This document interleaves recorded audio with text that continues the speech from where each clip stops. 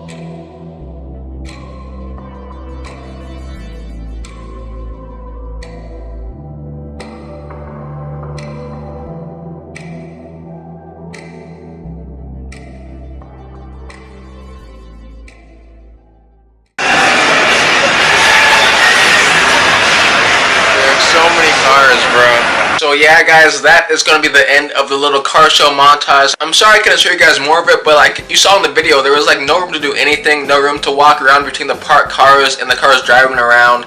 So there was like no space, guys, but I hope you guys did enjoy the video. If you guys did, please smash that like button and do not leave this video without subscribing, guys. I do appreciate it. Thank you guys for watching. I do appreciate you guys coming out each and every day to show support. I'll be in the live stream later on today. I'll put that down in the description below, as well as all my social media links. Follow me on all those to stay updated with me. I appreciate you guys for watching once again. This is Prodigy. Hope you guys are having a great day. Peace out, guys.